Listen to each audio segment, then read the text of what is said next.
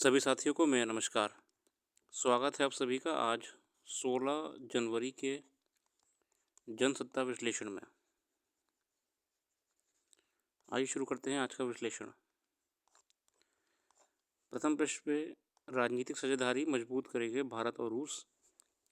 भारत और रूस के बीच में जो डिप्लोमेटिक रिलेशंस रहे हैं उसको लेके और पॉजिटिव ग्रोथ दिख रही है। प्रधानमंत्री नरेंद्र मोदी ने सोमवार को रूस के राष्ट्रपति व्लादिमीर पुतिन से बात की और इस दौरान दोनों नेता द्विपक्षीय विशेषाधिकार प्राप्त रणनीतिक साझेदारी को और मजबूत बनाने के लिए एक खाका विकसित करने पर सहमत हुए।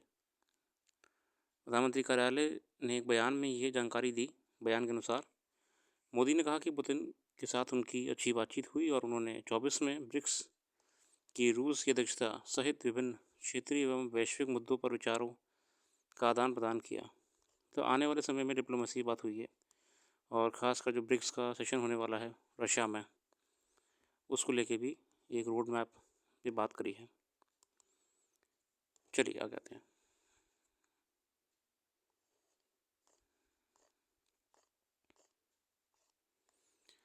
हमारे जो एडिटोरियल्स है इसमें है जब दवा ही मर्ज बन जाए। देखते हैं इसमें। अभी मुख्य चिंता ये थी कि जीवाणुरोधी यानी एंटीबायोटिक्स दवाओं के अंधाधुंध इस्तेमाल के कारण वह ज़्यादातर बीमारियों के खिलाफ अपनी ताकत को खो चुकी हैं। मगर पता चल रहा है कि विशेष देश में ऐसी एंटीबायोटिक दवाएं बेची जा रही हैं जो या तो अस्वीकृत हैं या प्रतिबंधित। निश्चय ही ये एक बड़ा गोरख धंधा है जिस पर ज़्यादा नज़र नहीं गई है। देखिए, हाल ही में हम जाने तो फार्मास्यूटिकल सेक्टर को लेके बहुत सारे नियम लाए गए हैं। फार्मास्यूटिकल सेक्टर में जो अगर आप देखें कि इंटरनेशनली इंडियन फार्मा कंपनीज़ का बहुत बेइज्जती भी हुई थी जब हमारे यहाँ बनने वाली एक नोएडा बेस्ड फैक्ट्री की जो कफ सिरप थी, उन्होंने अंतर्राष्ट्रीय स्तर पे उज़्बेकिस्तान पे बहुत सारे बच्चों को बीमार कर दिया था। ऐसे ही कई दवाइयाँ जो हैं जो इंडियन मैन्युफैक्चर हुई हैं, उनका फॉरेन देशों में जब ऑडिट करा गया तो पाया गया कि बिल्कुल मापदंडों और नियमों का उल्लंघन करते हुए बनाई गई हैं। कोई फॉर्मूला नहीं है प्रॉपर। ये सब क्यों हो रहा था कि फार्मा कंपनीज पे जो रेगुलेशन था वो कमज़ोर था और इसको लेकर गवर्नमेंट ने बाद में एक्शन भी लिया कि जो नया फार्मा लॉज लाए थे उसके अंतर्गत पहले असल में अगर कोई भी फार्मा कंपनी इंटरनेशनली कोई गुनाह कर रही थी और वहाँ पे उसे लायबल ठहराया जा रहा था तो इंडिया में उसकी सज़ा के प्रावधान नहीं थे। मगर नए फार्मा नियम के अंतर्गत इन्हें भी कवर करा गया है। और जो इतनी सारी कंपनीज इंडिया में फार्मा मैन्युफैक्चरिंग कर रही हैं फार्मेसी मेडिसिन की, उनके ऊपर अब जो नया फार्मा बिल था मेडिसिन बनाने को लेके बहुत नियम बदले गए हैं। Journal of pharmaceuticals policy and practice में प्रकाशित एक अध्ययन में कहा गया कि वर्ष 2020 तक भारतीय दवा बाजार में 70% से ज़्यादा फिक्स्ड डोज एंटीबायोटिक फॉर्मुलेशन या तो प्रतिबंधित थे या उन्हें बेचने की मंजूरी नहीं दी गई थी। मतलब हमारी मार्केट में एंटीबायोटिक्स सेल हो रहे थे जो कि टोटली नियमों के खिलाफ थे। ठीक है। समस्या का दूसरा बड़ा पहलू ये भी है कि हमारे देश में रोगाणुरोधी प्रतिरोध तेज़ी से बढ़ रहा है। देखिए, एंटीबायोटिक जो टेंडेंसी होती है रेजिस्टेंस की, वो अगर हम ज़्यादा कंज्यूम करते हैं दवाइयों को तो वो ख़त्म हो जाती है। ऐसा प्रायः तब होता है जब बैक्टीरिया, वायरस, कवक और परजीवी समय के साथ अपना स्वरूप बदल या एंटीबायोटिक दवाओं के खिलाफ ताकत विकसित कर लेते हैं। ऐसे में दवाओं का असर नहीं होता और संक्रमणों का इलाज कठिन हो जाता है। कोरोना विषाणु के प्रसार से पहले ही दुनिया इस पर चिंतित रही है कि कहीं रोगाणुरोधी प्रतिरोध रूपी एक मुख्य महामारी दुनिया भर के सार्वजनिक स्वास्थ्य के लिए बड़ा खतरा बन जाए। क्योंकि इंसानों के अलावा पशुओं और मवेशियों, मत्स्य पालन और फसल तक एंटीबायोटिक का बेतहाशा इस्तेमाल और दुरुपयोग बढ़ रहा है। इसलिए एंटीबायोटिक अप्रभावी होता जा रहा है। अस्पतालों, खेती और कारखानों में एंटीबायोटिक्स का बेजा इस्तेमाल और गलत तरीके से अपशिष्ट प्रबंधन समस्या की ओर बढ़ रहा है। हम जानते देखिए एंटीबायोटिक्स को रेगुलेट करना ज़रूरी है। इवन एफडीए जो यूएस का है, उन्होंने बहुत नियम लाए हुए हैं कि जो मार्केट में एंटीबायोटिक अवेलेबिलिटी है उसको कंट्रोल में रखा जाए। विश्व स्वास्थ्य संगठन डब्ल्यूएचओ कई बार चेतावनी जारी कर चुका है कि एंटीबायोटिक्स के अंधाधुंध इस्तेमाल से बैक्टीरिया इतने ताकतवर होते जा रहे हैं कि ये दवाएं उन पर असर नहीं कर रही हैं। क्योंकि अभी इन दवाओं का कोई विकल्प मौजूद नहीं है, इसलिए ये समस्या वैश्विक स्वास्थ्य के लिए बड़ा खतरा बन गई है। हालांकि अब आधुनिक चिकित्सा विज्ञान के पास बीमारियों के इलाज के लिए एंटीबायोटिक के अलावा कोई भी फॉर्मूला मौजूद नहीं और नए नए तरीके उपलब्ध हैं। ब्रिटेन की प्रिंसटन यूनिवर्सिटी के वैज्ञानिकों ने वर्ष 2015 में एक शोध के मुताबिक 2001 से 10 के बीच भारत में एंटीबायोटिक दवाओं के प्रयोग में 62% का इजाफा हो गया था। इसके अगले दशक में भी यह रुझान जारी रहा। यह दुनिया में सबसे ऊंची दर है। भारत में एंटीबायोटिक दवाओं का इस्तेमाल बढ़ते जाने का एक संकेत यह है कि पर्याप्त जांच परख के बिना इन्हें दिया जा रहा है। इन दवाओं का उपयोग इस स्थिति से बढ़ा है कि अब ज़्यादातर रोगाणु में आम प्रचलित एंटीबायोटिक दवाओं के खिलाफ प्रतिरोधक क्षमता विकसित हो गई है। इस कारण सुपरबग जैसी समस्याएं सामने आ रही हैं। इन जानकारियों के बावजूद हमारे देश में वायरल बुखार, डेंगू और चिकनगुनिया के सैकड़ों हजारों मामले सामने आने पर डॉक्टर और मरीज दोनों एंटीबायोटिक दवाओं का जमकर इस्तेमाल करते हैं। देखिए एंटीबायोटिक का जो चलन है वो इतना हद तक बढ़ चुका है कि वो कॉमन हो गया है। हम कोई भी मेडिकल स्टोर से जाकर एंटीबायोटिक ख़रीद लाते हैं और उसका अंधाधुंध कोई भी प्रॉपर डायग्नोसिस के बिना यूज़ करते हैं। उसे कम करने की ज़रूरत है। ठीक है, एंटीबायोटिक्स के गलत इस्तेमाल होने से क्या होगा? जो ड्रग रेसिस्टेंस पावर होती है, रेसिस्टेंस पावर बढ़ जाएगी उस पर्टिकुलर बैक्टीरिया में या उस एलिमेंट में जिसे हम हटाना चाहते हैं। ठीक है, जब ड्रग रेजिस्टेंस बढ़ जाएगी उसके बाद हम कितनी भी दवाइयाँ खा लें कोई भी असर नहीं देखा पाएंगे। ठीक है, अमेरिका की रॉकफेलर यूनिवर्सिटी के माइक्रोबायोलॉजिस्ट अलेक्जेंडर टॉमस ने ऐसी वजहों को मेडिकल डिज़ास्टर की संज्ञा दी है। देखिए मैं जो प्रिंसटन यूनिवर्सिटी के हमारे डॉक्टर साहब हैं, इन्होंने कहा है कि जो माइक्रोबियल रेजिस्टेंस बन रही है, ठीक है, और जो हम मनुष्य एंटीबायोटिक्स का हद से ज़्यादा इस्तेमाल कर रहे हैं, ये एक अपने आप में मेडिकल डिज़ास्टर है।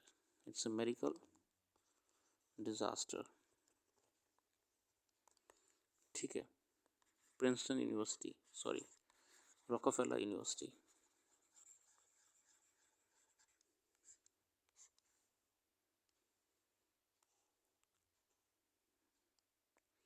एक अन्य चिकित्सक थॉमस हुसलर ने अपनी किताब वायरसेस वर्सेस सुपरबग्स में आंकड़ा दिया है कि 2005 में अमेरिका के 20 लाख लोग संक्रामक बीमारियों की चपेट में आए, जिनमें से 90,000 की मौत हो गई।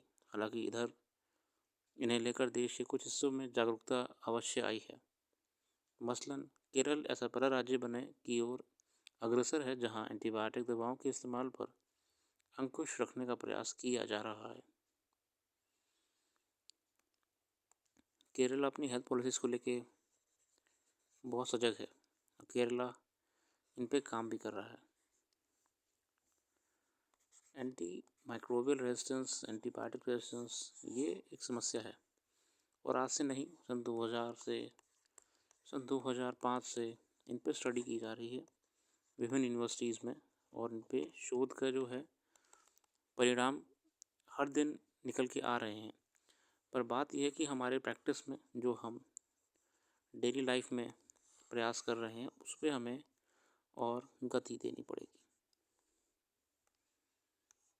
केरल में जो निजी नीति बनाई जा रही है वह इसी दिशा में है, जिसमें एंटीबायोटिक का प्रयोग पूरी जांच के बाद ज़रूर पड़ने पर ही किया जाने की हिदायत दी जाती है। तो केरला में ये कहा जा रहा है कि कोई भी मेडिकल प्रैक्टिशनर है वो एंटीबायोटिक का प्रयोग जब बहुत ही हाईली इमरजेंसी हो तभी यूज़ करे।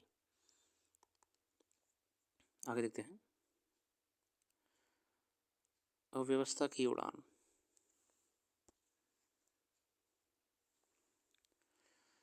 हम जानते हैं कि ये अगर आपको हाल ही में एक न्यूज़ देखने को मिली होगी जिसमें एक इंडिगो प्लेन में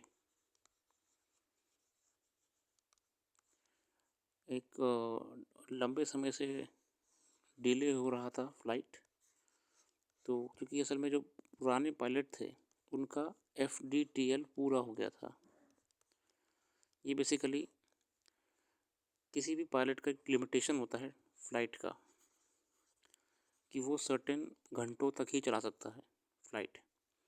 अगर उसकी उड़ान मतलब ट्रैवलिंग जो टाइम है वो एक्सीड कर जाता है तो उसको नियमों के अंतर्गत अगली फ़्लाइट लेने से मना करना होगा ताकि उसे फटीग ना हो, थकान ना हो जाए। तो जो पुराने फ़्लाइट थे, हमारे पायलट थे, उनको बेसिकली उनका जो FDTL टाइम था, टाइम लिमिटेशन कहते हैं इसे हम, वो पूरा हो गया। तो उन्होंने अपने आप को ड्यूटी से ऑफ कर लिया था कि मैं अब फ़्लाइट नहीं करूँगा, ये नियम है। तो उनके रिप्लेसमेंट में नए पायलट आए तो इस बीच बहुत लंबे समय तक फ़्लाइट खड़ी रही। तो नए पायलट साहब जब आपका अनाउंसमेंट कर रहे थे फ़्लाइट के डिले को लेकर, क्योंकि टाइम पूरा हो चुका था, तभी एक यात्री भड़क गए और बहुत तेज़ी से उन कैप्टन साहब के पास गए और उनको थप्पड़ जड़ दिया। तो ये व्यवहार जो है पब्लिक में एक रेज इश्यूज़ कहते हैं ऐसे हम, है ना, रेज इश्यूज़ लोगों में बढ़ गया है, ये दिखाता है। दूसरी बात कि फ़्लाइट्स में या कहीं भी पब्लिक स्पेस में ऐसा व्यवहार दिखाना हमें समाज में साइकोलॉजिकल सिकनेस का भी एक एग्ज़ाम्पल दे रहा है। साइकोलॉजिकल सिकनेस कि हम अपने इमोशंस को कंट्रोल नहीं कर पा रहे हैं। हालांकि उस व्यक्ति के ऊपर प्रॉपर प्रावधानों के अंतर्गत केस हुआ था और उसे फ़्लाइट से हटा दिया गया था। तो उसी को लेकर आर्टिकल है। पिछले कुछ समय में विमानों में यात्रियों के दुर्व्यवहार की बढ़ती घटनाएं निश्चित रूप से चिंता का कारण है। इसी मद्देनज़र यात्रा के दौरान लोगों को मर्यादित व्यवहार के लिए नियम कायदों की अहमियत समझी जा सकती है। हालांकि विमान सेवाओं के प्रबंधन में भी कई स्तर पर सुधार की ज़रूरत महसूस की जा रही है। किसी भी विमान में उड़ान के पहले या उसके दौरान किसी यात्री के उग्र हो उठने को उचित नहीं ठहराया जा सकता। इसके लिए नियमों के मुताबिक कार्रवाई भी होती है, लेकिन अगर इसकी जड़ में कोई ऐसी परिस्थितिगत या फिर प्रबंधन से जुड़ी समस्या है तो उस पर गौर करना सेवाओं में बेहतरी के लिहाज से ज़रूरी हो सकता है। दिल्ली हवाई अड्डे पर गोवा जाने वाले विमान की उड़ान में करीब 13 घंटे की देरी होने की वजह से एक यात्री ने आक्रोश में आकर चालक दल के एक सदस्य को मारपीट कर दी। किसी भी हालत में यात्री का ऐसा व्यवहार स्वीकार्य नहीं हो सकता है। देखिए, जो हमारे इसमें इश्यूज़ निकल के आ रहे हैं, पहली बात तो कि हमको जो रेज इश्यूज़ हैं आजकल युवाओं में बढ़ रहे हैं, लोगों में बढ़ रहे हैं, उसको कंट्रोल करना पड़ेगा। मतलब अत्यधिक गुस्सा आ जाना, है ना, इंस्टेंटली रिएक्ट कर देना, चाहे वो रोड पे हो या वो कोई रेस्टोरेंट में हो या वो प्लेन में हो या कोई भी पब्लिक प्लेस पे हो, लोग को साइकोलॉजिकल प्रॉब्लम्स हो रही हैं। हमको इन चीज़ों को एड्रेस करना ज़रूरत है। पहली बात तो ऐसे इश्यूज़ में जो भी कल्प्रिट्स होते हैं उनको सज़ा मिलनी चाहिए, जो कि तय बात है। मगर हमको ये भी ध्यान देना पड़ेगा कि सोशली हम कुछ तो सब प्रयास करें, काउंसलिंग सेशंस करें, जहाँ पे हम धीरे धीरे जो पोटेंशियल पर्सन्स हैं जिनमें रेज इश्यूज़ देखे जाते हैं उनकी हम सजा तो दे ही दें, मगर हम काउंसलिंग भी करवाएं, प्रॉपर काउंसलिंग करवाई जाए।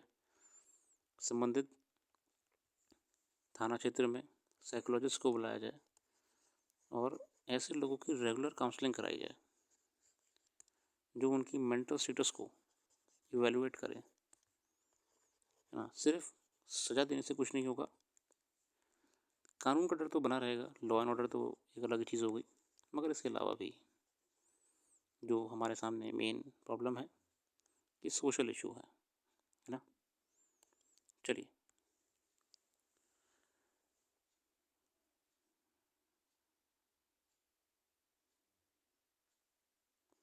और इस एस्पेक्ट के अलावा एक और एस्पेक्ट है कि अक्सर क्या होता है कि एयरलाइंस जो सूचना होती है कि फ़्लाइट कैंसिल होने वाली है, देखिए पहली बात हम ये भी देखते हैं कि इसमें अगर हम बात करें नियमों के बारे में, प्रोसीजर के बारे में, एक तरफ तो एयरलाइंस यात्रियों को 1 घंटे से 2 घंटा पहले बुला लेती हैं, फिर उनको वेटिंग हॉल में बिठाया जाता है। ठीक है, वो इतनी दूर दूर से आते हैं, कैब करके आते हैं, गाड़ी से आते हैं, उसके बाद ही उनको बताया जाता है कि आपकी जो फ़्लाइट है वो कैंसिल हो गई है। ये गलत है। अगर ऐसा है तो हमें कुछ करना चाहिए, है ना। विमानों की सुरक्षित उड़ान बहुत कुछ मौसम की स्थिति पर भी निर्भर होती है, और इस मामले में मामूली लापरवाही बढ़ सकता है खतरा। उड़ान से जुड़े संचालकों से लेकर चालक दल के सभी सदस्यों के ऊपर विमान को सुरक्षित अपने गंतव्य तक पहुंचाने का दायित्व होता है। ऐसी स्थिति में उनके साथ अगर असहज करने वाली स्थितियाँ उत्पन्न होती हैं तो उसका असर उनके काम पर पड़ेगा। दूसरे, मौसम में गड़बड़ी आदि अप्रत्याशित कारणों से किसी जोखिम के बीच विमान संचालन के समय में फेरबदल का फैसला वक्त की ज़रूरत होती है ताकि यात्रियों की सुरक्षा सुनिश्चित की जा सके। इसलिए विमान में सफ़र कर रहे लोगों को संयम और धीरज से काम लेना चाहिए। इस लिहाज से विमान में पायलट से मारपीट करने वाले यात्री के व्यवहार के लिए कानून के मुताबिक उस पर कार्रवाई स्वाभाविक है, मगर उड़ान में ज़्यादा देरी की स्थिति में प्रबंधन के स्तर पर कुछ ऐसे किया जा सकता है कि यात्रियों के भीतर अपनी सुरक्षित यात्रा को लेकर सब्र कायम रहे। खबरों के मुताबिक आरोपी यात्री की ये कहते सुना गया कि वह विमान में लंबे समय से बैठा है और उड़ान फिलहाल मुमकिन नहीं है, तो उसने जाने की अनुमति मिलनी चाहिए। विमान को संवेदनशील बनावट और उड़ान के जोखिम के मद्देनज़र यात्रियों की सुरक्षा के लिहाज से इस तरह की इजाज़त देना शायद मुश्किल हो, लेकिन आज इतना तकनीकी विकास हो चुका है कि मौसम की स्थिति के बारे में कई घंटे या 1-2 दिन पहले पता लग जाता है। अगर अनुमान सही हो तो यात्रियों को भी मौसम खराब होने पर उड़ान में देरी के बारे में सूचना देने के विकल्प पर गौर किया जा सकता है। देखिए, ये बात भी एस्पेक्ट है कि आज की तारीख में टेक्नोलॉजी इतनी एडवांस है कि हम लोग को अपने मोबाइल में वेदर एप्लीकेशंस के माध्यम से बहुत पहले पता लग जाएगा कि पूरे हफ्ते का मौसम क्या रहने वाला है। पूरे हफ्ते का मौसम। तो क्यों ना यात्रियों को हम पहले सूचित कर दें, क्यों ना एयरलाइंस अलर्ट करें कि फला दिन हो सकता है कि मौसम गड़बड़ हो, या फिर एक अलर्ट मैसेज दिया जाए। वरना अब आप यात्रियों को अगर पहले से बुला लोगे, फिर उन्हें वेट करवाओगे, फिर उन्हें प्लेन में बिठा दोगे और फिर कह दोगे भैया अब तो फ़्लाइट नहीं उड़ सकती, अब तो बहुत टाइम लग गया है, तो कहीं ना कहीं ये भी गलत है। तो हमको यहाँ पर जो एस्पेक्ट्स पर ध्यान देना है, दो तरफा है। पहली बात तो कि सोशली हमें नॉर्मली भी स्कूल कॉलेजेस में साइकोलॉजिकल सेशंस रखने चाहिए। स्कूल कॉलेजेस में, कम्युनिटी में, है ना। आपकी जो RWA होती है, रेजिडेंसी वेलफेयर एसोसिएशन होती हैं, पुलिस स्टेशन होते हैं, इनमें रखने चाहिए ताकि हम समय समय पे व्यक्तियों को एक समाज में अच्छा नागरिक बनने का एक मोटिव दें, है ना। इसके अलावा हमें एयरलाइंस पे भी नियम करने चाहिए कि एयरलाइंस भी कुछ ऐसा सिस्टम बनाए कि यात्रियों को पहले ही सूचित कर दिया जाए कि ये फ़्लाइट नहीं उड़ेगी, है ना, ताकि वो अपना समय एयरपोर्ट पर बर्बाद ना करें। ठीक है, चलिए, आशा करते हैं गवर्नमेंट इस पे काम करेगी और गवर्नमेंट कुछ ना कुछ सोच रही होगी इस बारे में भी। आगे देखते हैं।